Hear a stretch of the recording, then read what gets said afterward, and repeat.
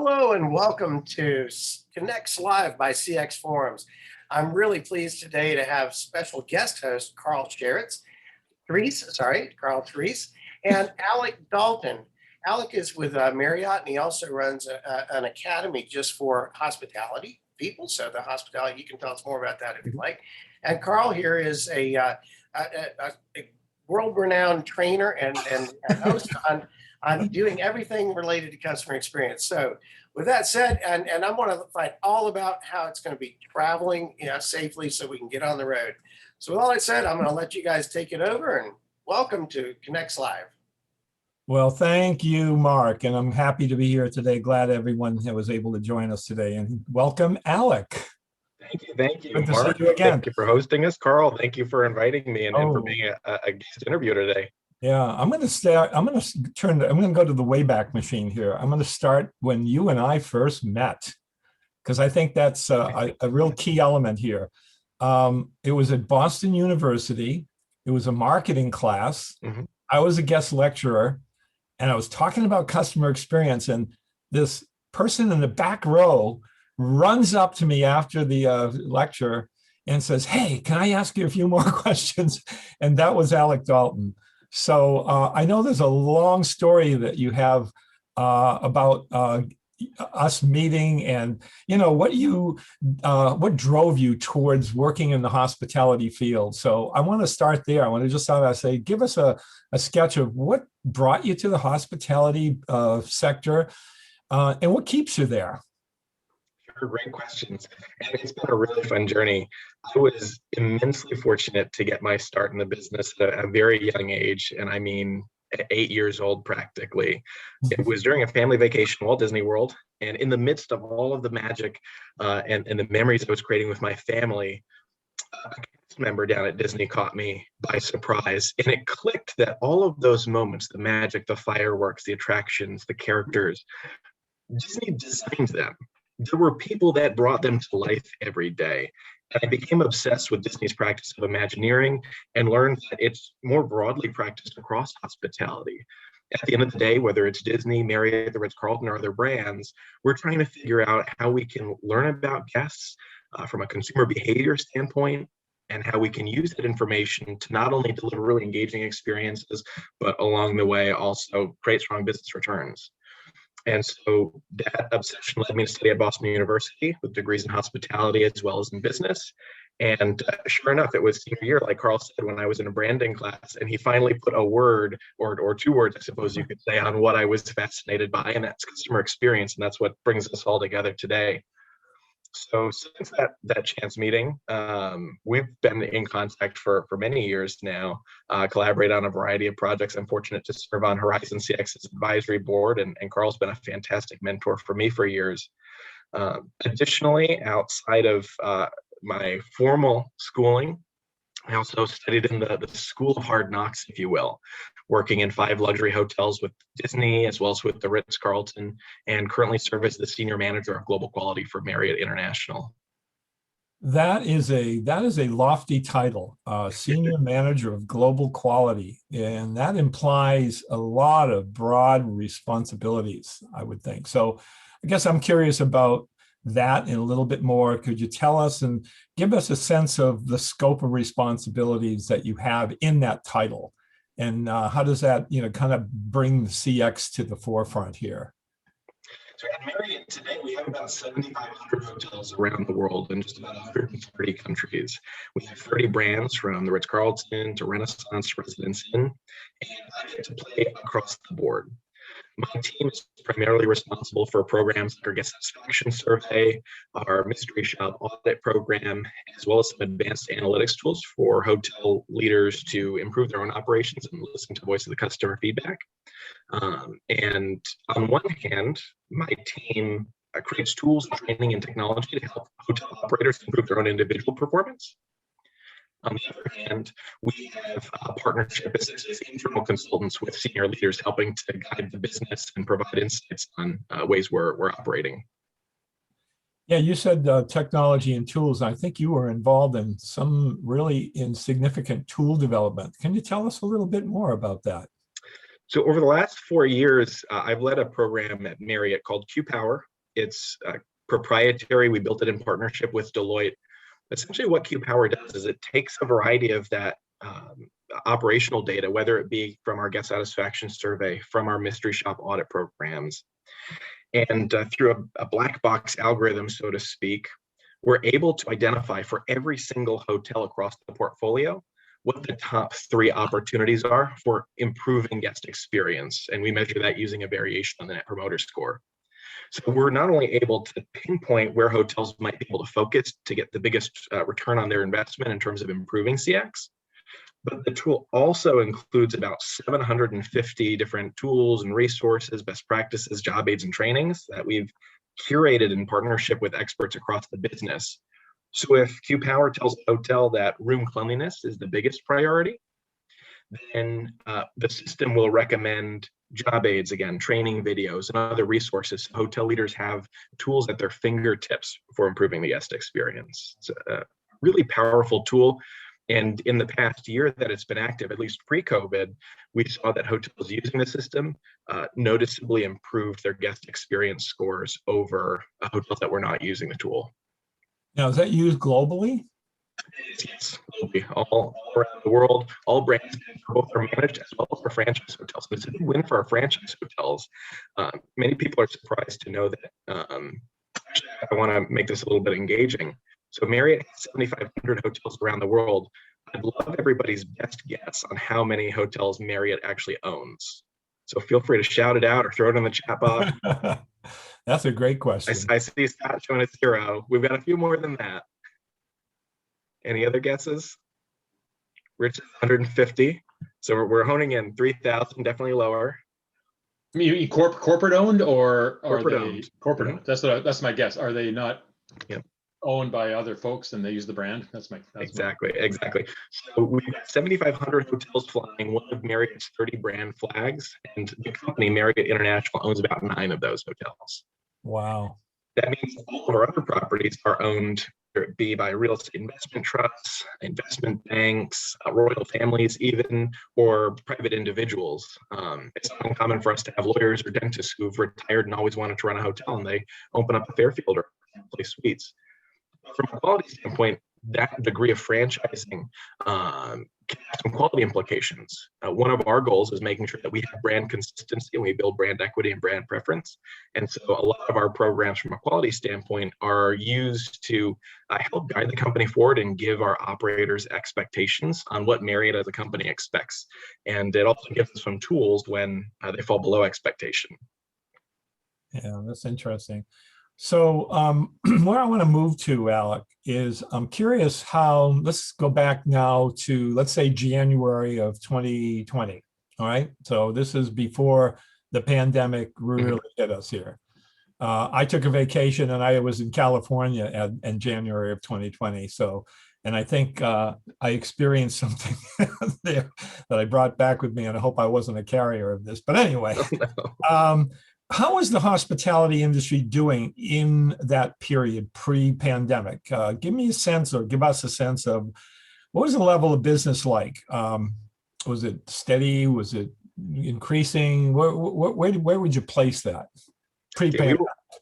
We were on a high as an industry. Occupancy was about 62% in February, right before the pandemic started, which is a great number for us to hit in February. There's some seasonality, especially in the winter months as people hunker down a little bit and as the holiday travel subsides. But our pipeline for development was vast. There were no inhibitions to travel for the most part, but we were starting to hear some inklings from our colleagues, especially in the Asia Pacific region, about what was happening in China with the emergence of the virus. And our ears started to get perked up a bit to show this stark contrast. So we were at about 62% occupancy as an industry in the United States in February. We dropped down to about 39% almost overnight in March, and then that continued to go down and down and down. There were some hotels in the United States that saw single-digit occupancy for some time, and many hotels, as you're probably aware, had to temporarily close because it wasn't sustainable to have so few guests staying and operate the business at the same time and cover all the costs. So it was a challenging time. I've heard stats say that it was as stark a difference as essentially 9 times the impact of what happened after 9/11 when the industry collapsed after that event. It's worse than 9/11, 2008's financial recession, and the 1990s real estate crash combined. Wow. Yeah, that was kind of one of my questions. I didn't know if that transition from pre-pandemic to pandemic was an abrupt transition or if it was gradual, but I guess what you're saying, it was abrupt. It was very abrupt. So anecdotally, I remember being in the office. It was Pi Day last year, or I think it was Pi Day fell on a Saturday. So it was a few days before Pi Day, and my team was celebrating. Everybody baked their pies. And that's not blueberry pie. That's 3.14157. Yeah, exactly. Although there was plenty of blueberry pie that day. And I remember typically we would work from home on Fridays, and there was sneaking suspicion that something was happening. We had already started to transition to using single-use plastic cutlery in the cafeteria and plates instead of reusable material. And I remember our bosses saying, take home any work that you've got. We might be working from home for the next 2 weeks. And I was actually about to drive up to Rhode Island for a family vacation and a couple of events the following week. So I had a bag packed. I drove up to Rhode Island and ended up staying for 10 months. What was drastic and we thought was going to be quick turned into obviously a pandemic that we all intimately know as being far more reaching than that. Yeah. Tell me a little bit about has that pandemic affected the lower end brands as much or more or different than the higher end brands? I mean, we're all familiar with Ritz-Carlton and all that, but what about some of I see some Marriott brands that I didn't even know existed. I see new ones popping up all the time at XYZ by Marriott. Yeah, we have W actually. Yeah, so the trend has been stronger performance amongst our select hotels than our luxury hotels and our full service hotels, at least earlier on in the pandemic. And a lot of that had to do with price sensitivity. So we found a bit of a correlation between guests who might be value seeking and saw this as a great opportunity to travel while rates were incredibly low. And so our select hotels, many of them were seeing very high occupancy, some 100% over the course of the summer. Whereas our full service hotels, our luxury properties, especially in downtown markets like the Ritz-Carlton in Boston, for example, remain closed. Though Ritz-Carlton in Washington, D.C. is also closed, but opening back up on Cinco de Mayo. So we'll have much to celebrate around here in the D.C. area soon. Right. So how would you summarize in total the business impact to the hotel industry caused by the pandemic? How would you sum that up? Well, I'll give you another statistic. So RevPAR, revenue per available room, is one of the primary metrics that we measure performance on in the hotel business. In 2021, RevPAR for February 2021 was $44.57. In February 20, that was $81.33. So we've almost halved the revenue per available room since pre-pandemic. Wow. Interesting. Mm-hmm. So here's the question for you. So the question came up earlier, people going on vacation. Well, I've got a wedding that I'm going to, and that's why my trip to Providence going south. So it'll be the first hotel stay for me in over a year. What are the expectations? What are customers' expectations? I know I have my own set of expectations, but what are customers' expectations in general? What are you seeing? What are you hearing? We're seeing a spectrum, and it's a really challenging one, to be honest with you, and it's one that a lot of other businesses are struggling with. On one hand, we've got a population of individuals who haven't traveled since the pandemic started, whether it was for personal health concerns, risk aversion in general, avoidance by government restrictions and regulations, or economic challenges, whatever the reason may be, there hasn't been travel or exposure, or significant exposure to what the new state of travel looks like. There are a little bit of change that's been happening.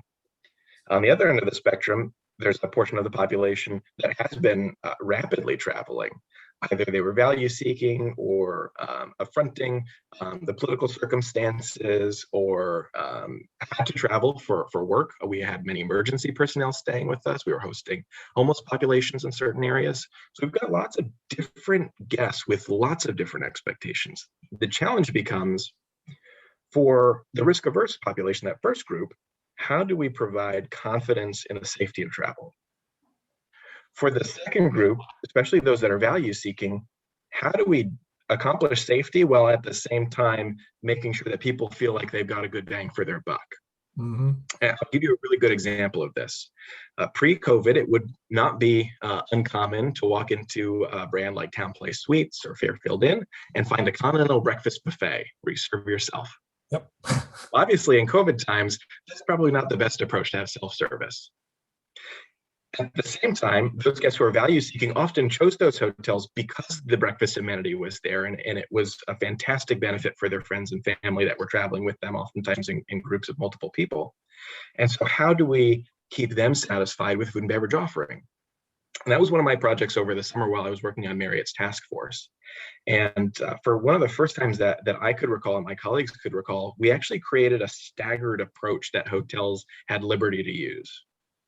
So if a hotel was seeing low occupancy and was limited from a financial standpoint, they could offer grab and go bagged breakfasts, a yogurt, a piece of bread, or a bagel, a juice, piece of fruit. So that guests had the convenience of breakfast included with their stay. For hotels at higher levels of occupancy that could support stronger staffing, we returned buffets, but had them associate service. So think kind of cafeteria style. The challenge again that we were grappling with, and I think we did a good job of solving in this case, is how do we keep guests safe and again restore confidence in travel, and at the same time how do we keep that value alive for our guests? Yeah.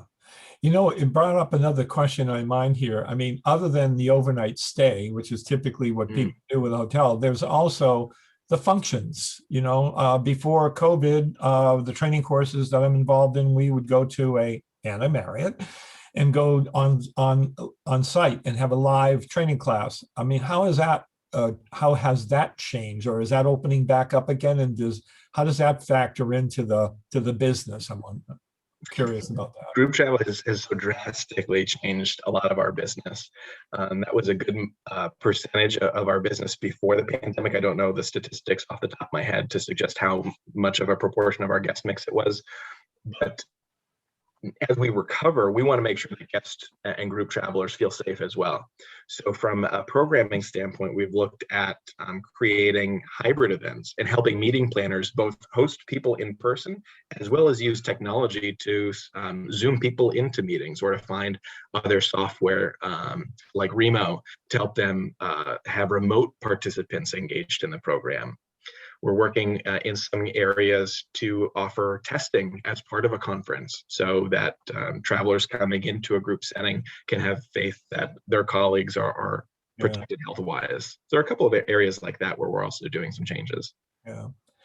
I think we have a question here. Does that, Rich Dorfman, do you want to come on screen here and ask your question? Yeah. Hey, everybody. You know, Alec, we're talking about all the changes you've had to make for your guests and are continuing to make. And, you know, I know that in my world, we did an awful lot to think about that as well from a banking point of view. But in addition to all of that, our management was very focused on how to create a safe environment for the staff, the employees. You know, banks have a lot of frontline folks too. Right. You know, although 60% of our workforce learned how to work remotely. I don't know how that works so much in your industry, but how did, you know, the various properties, especially since you're trying to deal and cobble together with all these different stakeholder ownership groups, how do you create a consistent, not only employee experience, but a safe one where folks are literally, you know, face to face in many cases? How did you deal with that? It was a great challenge, but that was, to be honest with you, perhaps our biggest priority. Marriott's always prided ourselves in our focus on taking care of our associates, and so that was certainly at the forefront as we thought about a lot of our COVID plans, whether it related to cleanliness or to personal hygiene or other ongoing aspects of the business operation. Tactically speaking, there were a couple of things, and often this did vary to a certain extent, hotel by hotel, given the nature of the franchise business versus the third of our hotels that Marriott itself manages. But in general, we have a global mandate that employees have to wear masks or face coverings. That's not just when interacting with guests, but also interacting with each other behind the scenes to make sure that we're safe and protected amongst each other. There has been ample amounts of contact tracing, health attestations for employees, other measures to make sure that employees are feeling safe and comfortable when they're with us. Just as much as a guest might see hand sanitizer stations and extra soap dispensers across the front of house experience, we've done the same thing behind the scenes. We've limited, to the best of our ability, employee cafeterias, so our associates can still get food during their shifts, but they won't be gathering or congregating as much as they certainly would have pre-pandemic. And I think another key part is simply listening. I think any good leader is going to be attentive to the needs of the individual members of their teams.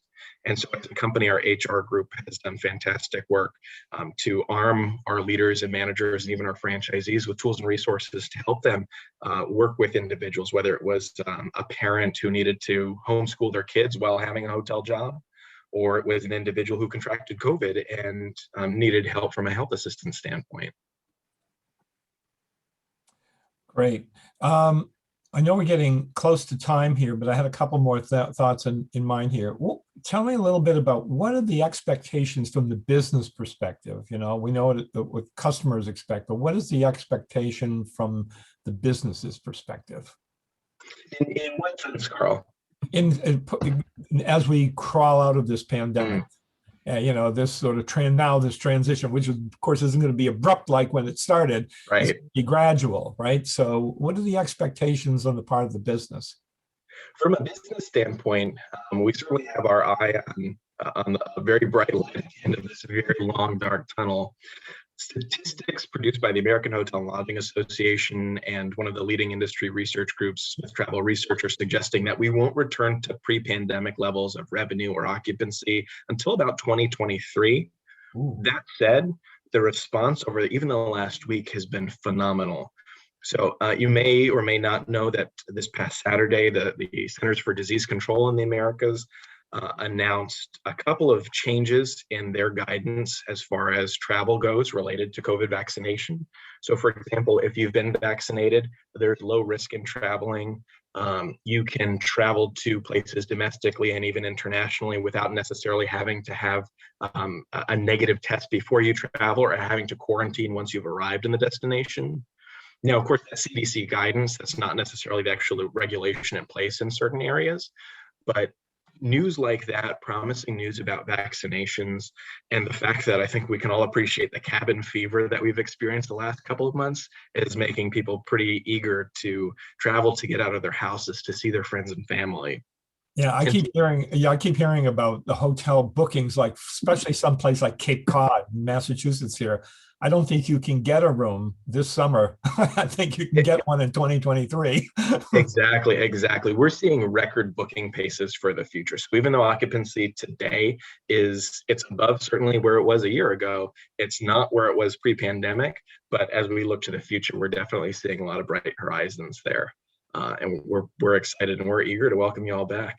Wow, that's great. Hey, I think we have another question here. Scott, would you like to come on camera and ask? Sure, yeah. Thank you, Carl. Hey, Alec, fascinated. I spent some time putting myself through school in hospitality 100 years ago, so I have an affinity there. Bartending, there you go. You look great for a centenarian.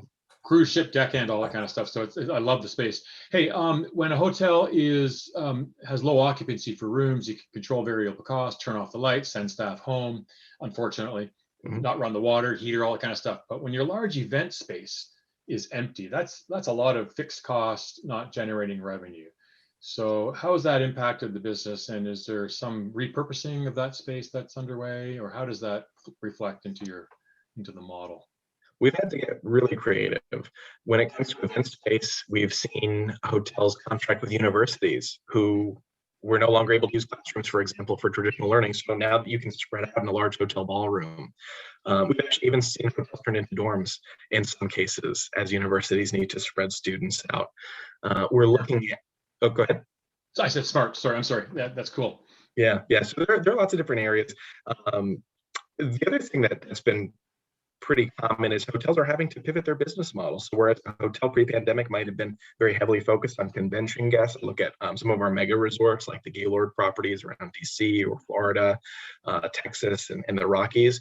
They pivoted more towards a leisure focus and finding amenities for guests to still fill their rooms, even if not their convention spaces, with programs like kind of a work from anywhere campaign, essentially. Day passes, so you can work from a hotel room even if you're not going to stay overnight, or family plans and programs. So in Hawaii, for example, there are a number of hotels that have created bubbles.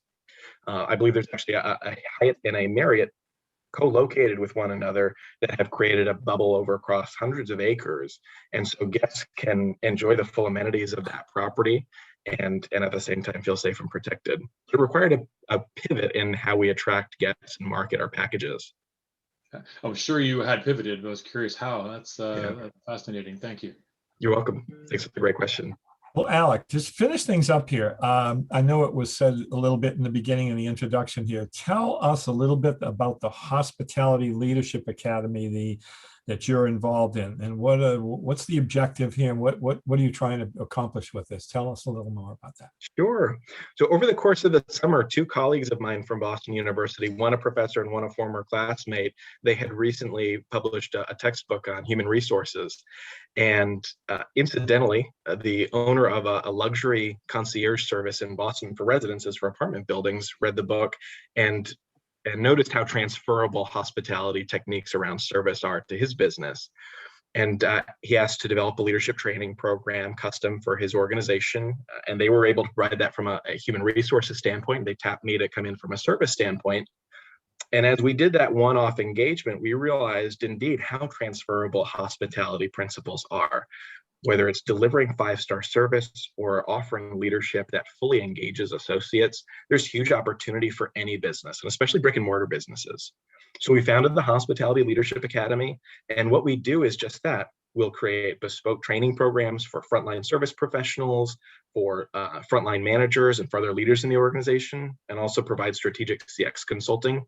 And we do that not just with hospitality businesses, but with retail, in healthcare, and other spaces where there's that B2C interaction that warrants some five-star service opportunity. It's been a lot of fun. That seems like something I need to know more about, and maybe I suspect a few in this session here today might need to know. How do we know about that? Is there a website? There is. I'll drop it in the chat box shortly. You can go to www.hospitalityleadershipacademy.org, and we'd love to engage with anybody in exploratory conversations. All right, great. I don't see any more questions coming in the chat here, but this has been great. Thank you very much, Alec, for your insights and sharing how the hospitality is faring these days. And we look forward to all going to have some great times in some great vacation locations and hopefully getting a space in a hotel, since I hear that demand is ramping up here. So anyway, thank you so much. And Mark, I'll pass it back to you to say sayonara and take us out. Well, thank you very much. This was great, guys. I as someone, I'm trying to book travel right now myself, and I just came off of a trip to Asheville with my daughter, and I stayed at one of the Marriott properties up there, and I felt safe the whole time. It was great. It was very fascinating to see how they managed it, and it's a lot of work to make sure everyone is safe. Really appreciate that, and we're going to carry on the conversation now in our networking groups. Everyone here is welcome to stay along. We're going to have about 30 minutes or so of networking following this session. So we'll go ahead and get started with that. Audrey, take us out.